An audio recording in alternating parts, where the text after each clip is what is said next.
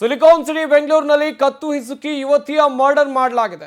Live in relationship ನಲ್ಲಿದ್ದಂತ Anusha 20 ವರ್ಷ ವಯಸ್ಸು, ಈಕೆಯ ಹತ್ಯೆ ಆಗಿದೆ. ಬೆಂಗಳೂರಿನಲ್ಲಿ ನಡೆದಿರುವ ಘಟನೆ ಇದು. ಲಿವ್ ಇನ್ ರಿಲೇಶನ್ಶಿಪ್ ನಲ್ಲಿ ಇದ್ದ ಅನುಷಾ ಎಂಬಾಕೆಯ ಹತ್ಯೆ ಆಗಿದೆ. 25 ವರ್ಷದ ಶರತ್ ಈತ ಕೃತ್ಯವನ್ನ ಮಾಡಿರೋದು. ಶರತ್ ಮತ್ತು ಅನುಷಾ ಒಟ್ಟಿಗೆ ವಾಸ ಇದ್ರು. ಶನಿವಾರ ರಾತ್ರಿ ಮಲ್ಲೇಶ್ವರದ ಮನೆಯಲ್ಲಿ ಘಟನೆ ಆಗಿದೆ. ಇಬ್ಬರು ಕೂಡ ಹಾಸನ ಜಿಲ್ಲೆಯ ಸಕಲೇಶಪುರ ಮೂಲದವರು. 6 ತಿಂಗಳಿಂದ ಮಲ್ಲೇಶ್ವರದಲ್ಲಿ ಇಬ್ಬರು ಒಟ್ಟಿಗೆ ವಾಸ ಮಾಡ್ತಾ ಇದ್ರು. ಇವರಿಬ್ಬರ ಪರಿಚಯ ಆಗಿದೆ ಹೇಗೆ ಅಂತ ಹೇಳಿದ್ರೆ ಇನ್ಸ್ಟಾಗ್ರಾಮ್ನಲ್ಲಿ ಇಬ್ಬರ ಪರಿಚಯ ಆಗಿದೆ. ಅದಾದ ಮೇಲೆ ಶುರುವಾಗಿದ್ದೆ ಲಿವ್ ಇನ್ ರಿಲೇಶನ್ಶಿಪ್. ಕೊಲೆಯಾಗಿರುವ ಯುವತಿ ಹೆಸರು ಅನುಷಾಗೆ 20 ವರ್ಷ ವಯಸ್ಸು. ಈಕೆಯನ್ನ ಕೊಲೆ ಮಾಡಿದ್ದು ಶರತ್. ಹಾಗೆಯೇ ಇಬ್ಬರು ಕೂಡ 6 ತಿಂಗಳಿಂದ ಮಲ್ಲೇಶ್ವರದ ಮನೆಯಲ್ಲಿ ಒಟ್ಟಿಗೆ ಇದ್ರು, ಒಂದೇ ಮನೆಯಲ್ಲಿ ವಾಸ ಮಾಡ್ತಾ ಇದ್ರು. ಕೊಲೆ ಆರೋಪಿ ವಾಟರ್ ಟ್ಯಾಂಕರ್ ಚಾಲಕನಾಗಿ ಕೆಲಸವನ್ನ ಮಾಡ್ತಾ ಇದ್ದ ಶರತ್ ಎನ್ನುವ ಮಾಹಿತಿ ಇದೆ. ವೈಯಕ್ತಿಕ ವಿಚಾರಕ್ಕೆ ಸಂಬಂಧಪಟ್ಟ ಹಾಗೆ ಇಬ್ಬರ ನಡುವೆ ಗಲಾಟೆ ಆಗಿದೆ. ಈ ಗಲಾಟೆ ಕೊಲೆಯಲ್ಲಿ ಅಂತ್ಯ ಆಗಿದೆ. ಕೊಲೆಯಾಗಿರುವ ಅನುಷಾ ಫೋಟೋ, ಇನ್ನೊಂದು ಕಡೆಯಲ್ಲಿ ಕೊಲೆ ಮಾಡಿರುವ ಆರೋಪಿ ಶರತ್ ಫೋಟೋ, ಎರಡನ್ನೂ ಕೂಡ ನೀವಿಲ್ಲಿ ನೋಡ್ತಾ ಇದ್ದೀರಾ. ಮಾಹಿತಿ ಕೊಡ್ತಾರೆ ನಮ್ಮ ಪ್ರತಿನಿಧಿ ವೆಂಕಟೇಶ್. ಇಬ್ರು ಕೂಡ ಲಿವ್ ಇನ್ ರಿಲೇಶನ್ಶಿಪ್ ನಲ್ಲಿ ಇದ್ದವರು, ಆದ್ರೆ ಕೊಲೆಗೇನ್ ಕಾರಣ ಅಂತೇಳಿ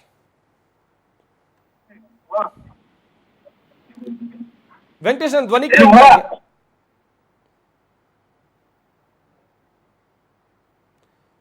ಧ್ವನಿ ಕೇಳ್ತಾ ಇದೆಯಾ? ಗಮನಿಸ್ತಾ ಇರಬಹುದು, ಕಳೆದ 6 ತಿಂಗಳಿಂದ ಲಿವ್ ಇನ್ ರಿಲೇಶನ್ಶಿಪ್ ನಲ್ಲಿ ಇದ್ದ ಜೋಡಿ ನಡುವೆ ಗಲಾಟೆ ಆಗಿದೆ. ಈ ಗಲಾಟೆ ಅಂತ್ಯ ಆಗಿದ್ದು ಕೊಲೆಯಲ್ಲಿ.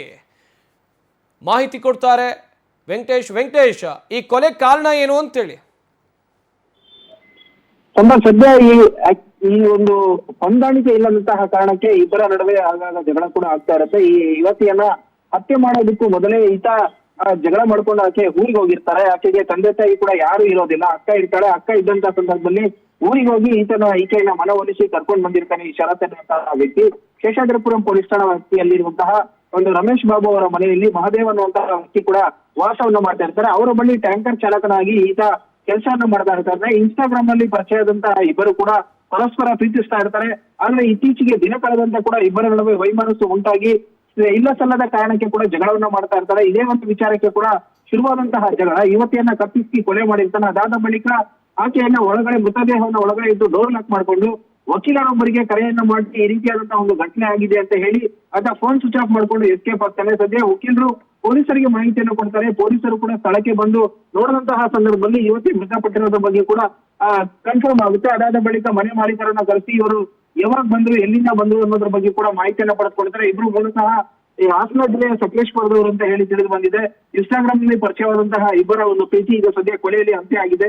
ಪ್ರಕರಣ ಸಂಬಂಧಪಟ್ಟಂತೆ ಆರೋಪಿಯನ್ನು ಈಗಾಗಲೇ ವಶಕ್ಕೆ ಪಡೆದು ವಿಚಾರಣೆ ಮಾಡುವಂತಹ ಕೆಲಸವನ್ನು ಕೂಡ ಮುಂದುವರಿಸಿರುವಂತಹದ್ದು ಸಂಪತ್.